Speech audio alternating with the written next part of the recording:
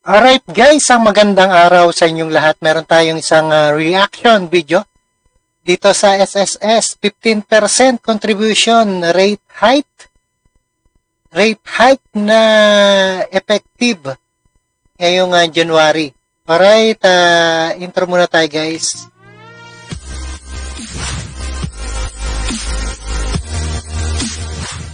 Alright guys, sa mapagpalang araw sa inyong lahat. Isa na naman rate hike ay epektibo ngayong January dito sa SSS, 15% contribution.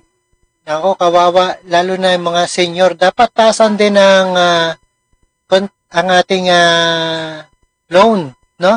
Pag nag-loan tayo, dapat mataas na rin. At sa senior, pag naging senior citizen na tayo, taasan din. Alright, panoorin natin yan dito sa ating reaction video. State-run pension fund SSS has increased its contribution rate for its more than 40 million members. Some sectors now calling for the suspension of that rate hike, calling it a burden to workers. Jackie Pascual reports. The Social Security System, or SSS, has implemented a 15% contribution rate hike effective January 1 this year. The minimum monthly salary credit has been set at 5,000 pesos, while the maximum... Ang laki, no? 5,000 pesos, the maximum. 2,525 sa employer at sa inyo. Laki ng ating mabayaran. is at 35,000 pesos. The rate increase covers all 40+ million members of SSS. Yikes. Empleyado, self-employed, OFW. Yun yung mga manggagawa natin. Lahat ay nag-increase ng contribution rate. Lahat Grabe, no? increase ng maximum monthly salary credit. Villacorta says the rate hike is based on... Ayan, wala na tayong talagang mabibili, no? Lalo sa ating gastusin araw-araw.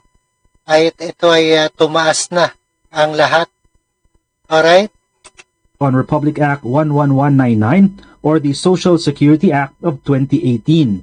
The said law mandates SSS to increase the contribution rate every 2 years to extend the company's fund life. Employers will cover the 10% of the 15% rate increase, while the employees absorb the remaining 5%. Without this, the fund of SSS would last only up to 2032 with the additional pension benefit of 1,000 pesos given to all pensioners starting 2017. The schedule of contribution rate increases and MSC, monthly salary credit, increases. Grabe, no? Increases na naman. Tumaas ang ating mga gastusin. At kailangan tumaas din itong ating pension, no? Fund life has been extended to 2053. SSS adds members will also benefit from the rate increase. Sa pag-adjust ng monthly salary credit pataas, tama, tumaas ng bahagya ang contribution, pero tataas din ng bahagya o ng malaki ang ating benepisyo. Yikes! The Employers Confederation of the Philippines says though they are against any increases, they have no objection to this new hike since... Nako. Ano kaya masasabi nyo guys dito sa pagtaas ng SSS? Every 2 years tumataas pala ang SSS, no? Baka sa mga anak natin mataas na yan. Dapat malaki na rin ang sahod natin. It's covered by law.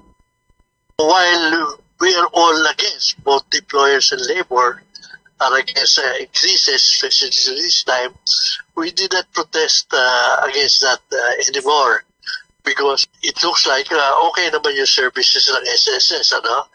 But we expect that dapat mag-establish talaga ang SSS. Unlike PhilHealth, for instance.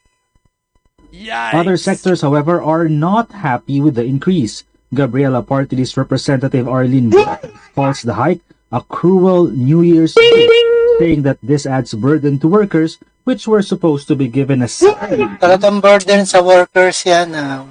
Magkano lang sahod natin, di ba? Tapos makakaltas pa ng 2,500. Pari 5,000 sa employer at employee. Ayan, wala na tayong income. Representative Nery Colmenares also slams SSS, saying this policy should be suspended amid high prices of basic goods. But for House Assistant Majority Leader and Tingog Party List Representative Jude Asidre, any call for suspension must be studied carefully. Dapat ayusin talaga at study. Pag-aralan talaga yan. Kung wala na nga tayong pinasahod. It was a product of a legislation signed by former President Duterte. I'm sure it will have serious implications, especially with the actuarial health of SSS. Kailangan nating aralin ng mabuti kung ano ang magiging mas tama kakmang hakbang. Hindi ho pwedeng arbitrary isuspend natin. SSS, however, says suspending the law would be illegal. Hindi ho pwedeng isuspend dahil tayo Dapat isuspend yan. Kawawa naman, tas wala pang increase, no? Wala pa tayong increase, tas ganyan. sa batas para po mapangalagaan ang pondo din ng SSS. The contribution rate hike remains in effect, with SSS officials hoping the 15% rate would be the last and long-term Dapat pag-aralan na repasuhin sa Senado kung bakit tumataas. contribution rate for the Sobra taas na, no? pension fund. Jackie Pascual, ABS-CBN News. A teachers group planning to file a petition questioning the legality of Ayan, bakit tumataas ang ating SSS? Dapat repasuhin sa Senado. Alright, maraming salamat sa panonood at pagkikinig dito kay Rob Trip. And see us again sa ating reaction video. Awesome! And peace out. This is your friendly neighborhood Rob Trip tayo. Alright, ito ay isang SSS 15% contribution. Tumaas na ng ating SSS ngayong January. Alright, keep safe and healthy sa inyong lahat. And peace out.